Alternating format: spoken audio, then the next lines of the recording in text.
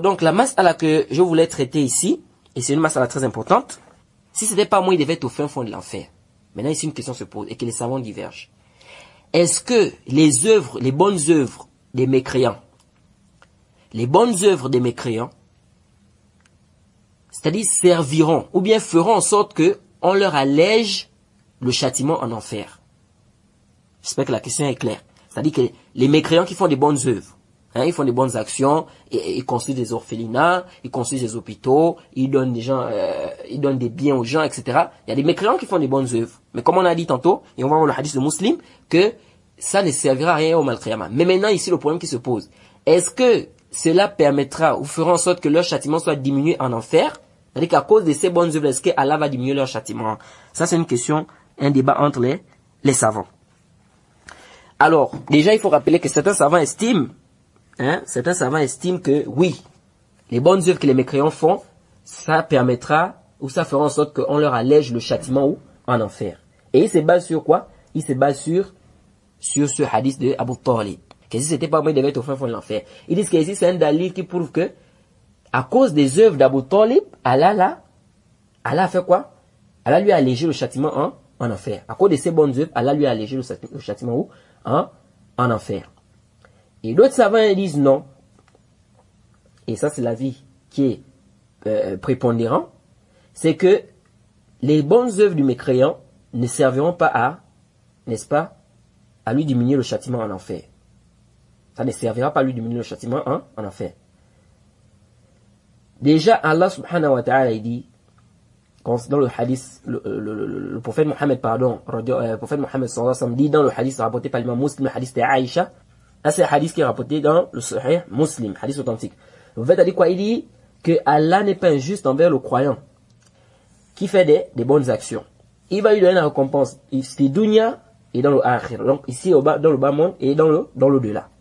Et quant au kafir qui fait des bonnes actions, n'est-ce pas? Allah va lui donner la récompense ici-bas. Et lorsqu'il va rencontrer Allah subhanahu wa ta'ala, il n'aura rien comme récompense. Ça, c'est un hadith authentique rapporté par l'imam Muslim.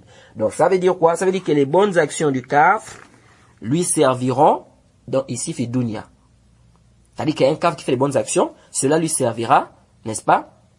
Et ces bonnes actions lui serviront ici, fait dunya, dans le bas monde. Ça, c'est un hadith clair.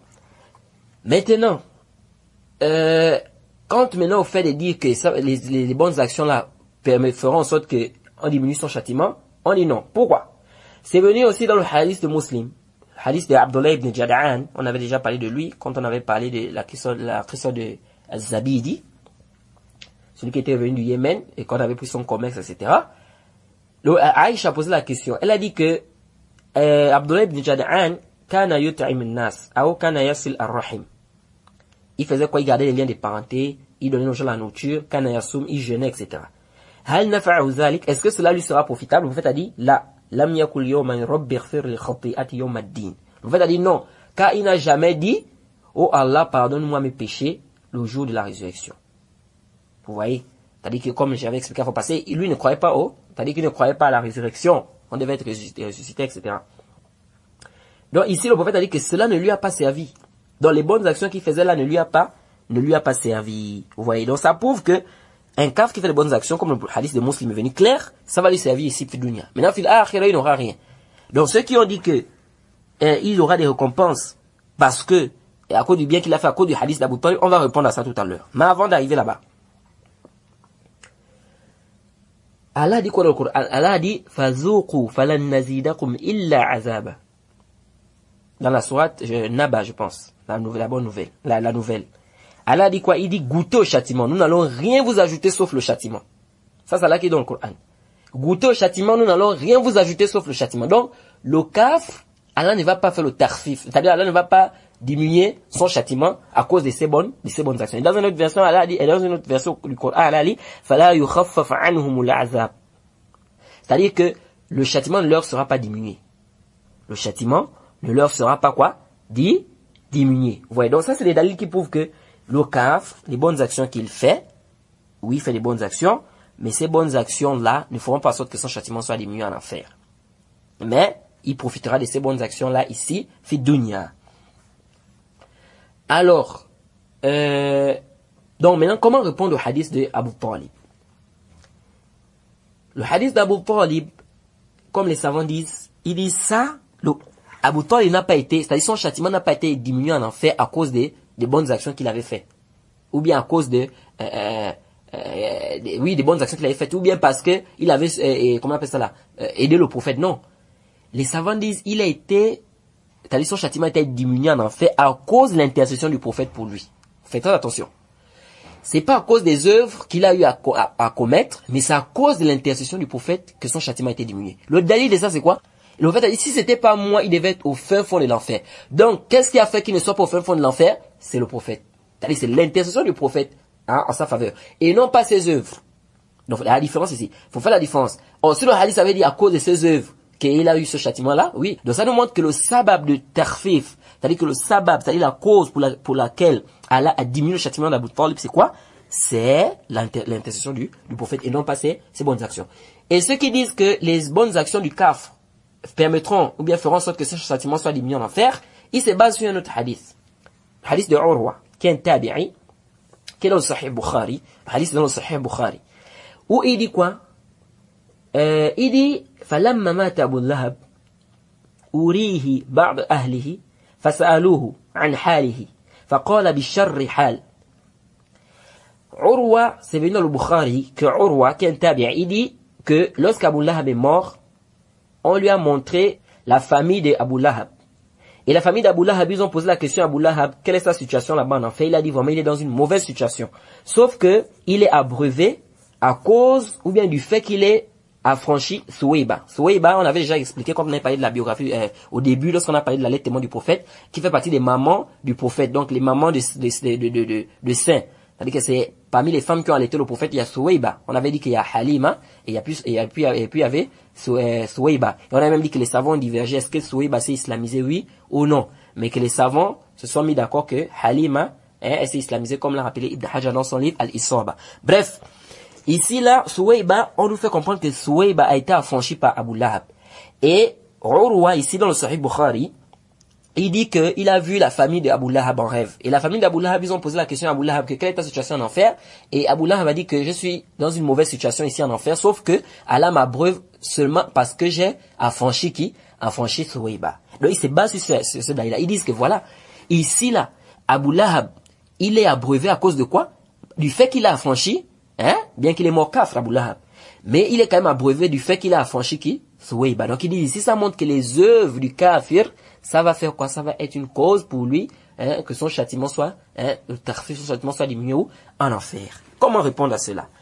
Et pourtant c'est dans le Sahih Bukhari. Nous on dit ceci.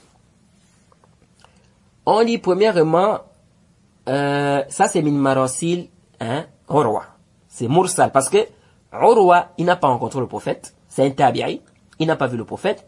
Et il n'a même pas vu, il n'a pas vécu ce qui s'est passé à Abu Lahab. C'est-à-dire, il n'a pas vécu l'histoire d'Abu Lahab. Ça, c'est un. Deuxièmement, il dit qu'il a vu ça en rêve. Fala hujja biha fi ahkam. Al-ahkam la tathbut bi ru'ya al-manamiyya. C'est-à-dire que on ne tire rien des rêves dans les sentences islamiques. Ça, c'est une règle que les gens doivent comprendre. Mais ici, c'est un rêve. Or, donc, on ne peut pas prendre du rêve les sentences. L'islam, Allah dit quoi dans le Coran? Al-yawm akmaltu lakum dinakum wa atmamtu alaykum ni'mati wa radaytu lakum al-islam dinan. C'est-à-dire qu'aujourd'hui, j'ai parachevé pour vous votre religion, j'ai agréé mon bienfait sur vous, et j'ai agréé l'islam comme religion pour vous. Donc, l'islam est terminé, parachevé. Il n'y a plus rien à ajouter, il n'y a plus rien à venir mettre. Vous voyez? Alors, ici, on ne peut pas tirer d'un rêve une sentence. On ne peut pas tirer d'un rêve une sentence. Ici, c'est un rêve qu'Urwa a fait. Urwa, c'est un tabi'i. Il a fait un rêve. Mais on ne peut pas prendre de ce rêve-là, maintenant, ça devient une sentence. Est-ce que le prophète était là pour faire le taqrir? Et quand on avait vu la première fois, on avait parlé on avait dit que il est possible que quelqu'un voit quelqu'un rêve. C'est possible que tu vois ton parent qui est mort en rêve. C'est possible. Mais on avait dit que on ne peut pas affirmer ça parce que, vraiment, Shaitan a l'habitude de prendre la forme des gens et il vient en rêve, il vient embrouiller les gens. Ça, c'est ce que Allah a fait. C'est-à-dire, Allah a fait ça en sorte que, Allah a fait en sorte que Shaitan puisse prendre la forme des gens, il vient en rêve. Donc, ton grand-père qui était mort, Shaitan peut prendre sa forme, il vient en rêve, il te dit, voilà, juste ton grand-père, etc. On avait dit que c'est possible. Et on avait rappelé comme dalil, on avait dit qu'il y a un dalil qui prouve que c'est possible de voir quelqu'un rêve, le hadith dans le Sahih Muslim, du compagnon qui avait vu un autre qui s'était suicidé en rêve et qu'Allah avait pardonné. On a même dit que ça prouve que celui qui se suicide, il sera pardonné par Allah subhanahu wa ta'ala parce qu'il ne sort pas de l'islam, tant qu'il ne rend pas le suicide licite. Vous voyez.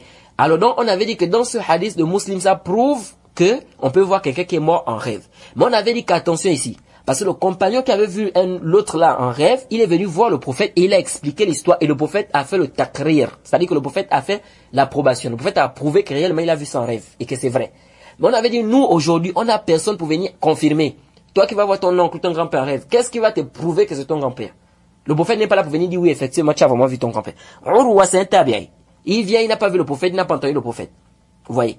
Mais comment, est-ce que le prophète était là pour dire à Urwa que oui, effectivement, le rêve que tu as fait là, c'est un rêve qui est véridique, c'est vrai. Ça, c'est un. Et puis deux, il dit qu'il a vu la famille de Abu Lahab. C'est la famille d'Abu Lahab qui lui a dit ça. Mais la famille d'Abu Lahab là, est-ce que c'était des musulmans? Est-ce que c'était pas des musulmans? Est-ce que c'est vrai? Est-ce que c'est faux? Vous voyez que ça, c'est un dalil c'est-à-dire, c'est pas un dalil qu'on peut s'appuyer pour venir justifier ça. Ça, c'est un rêve. On peut pas prendre ce rêve, venir maintenant mettre ça, c'est-à-dire, comme charia. Vous voyez un peu? Ça, c'est des points qu'il faut comprendre ici. On n'a pas de problème sur l'authenticité de ce hadith. Ce hadith authentique, c'est dans le Sahih Bukhari. Mais le problème, c'est, est-ce que le rêve là, c'est réel? Oui ou non? C'est-à-dire qu'est-ce que réellement c'est pas shaitan, est-ce que, vous voyez un peu. Donc, elle est ihtimalat. C'est pourquoi on peut pas s'appuyer sur ça. Donc, c'est que juste, wala ilmu indallah, ça là, ceux qui connaissent, c'est-à-dire que ça là le plus savant, c'est que juste ce qui est plus proche de la vérité, c'est que le kaf, ses œuvres vont lui profiter où? Ici, fi dunya, dans le bas monde. Dans le akhira, malheureusement, il n'aura rien. Alors, ça c'est juste un point que je voulais rappeler aussi ici qui est important. Et on va détailler tout cela, Inch'Allah. Si Allah nous facilite, qu'on arrive à expliquer bien Kitab al-Tawhid jusqu'à la fin, c'est des points qu'on va expliquer parce que tout ça, c'est dans le livre de Kitab al-Tawhid où les gens doivent également comprendre. Parce que le Tawhid, comme je disais tantôt, c'est la base de toute chose. Et c'est la première chose que le musulman doit d'abord chercher à connaître. Parce que quand tu vas mourir, s'il n'y a pas le Tawhid, même si tu as fait, c'est-à-dire tu connais prier comme quoi, s'il n'y a pas le Tawhid, c'est zéro. Vous voyez. Donc le Tawhid, c'est la base de toute chose. Alors nous continuons dans notre, c'est-à-dire dans l'explication de notre biographie. Alors je disais que ici, Abu Talib, il a été, c'est-à-dire qu'Allah lui a fait le takhfif, c'est-à-dire on lui a allégé le châtiment. C'est pas à cause de ses œuvres, mais c'est à cause de quoi? C'est à cause de l'intercession du prophète Mohammed sallallahu alayhi wa sallam. Et quiconque fait scission d'avec le messager, après que le droit chemin lui est apparu, et suit un sentier autre que celui des croyants, alors nous le laisserons comme il s'est détourné, et le brûlerons dans l'enfer. Et quelle mauvaise destination!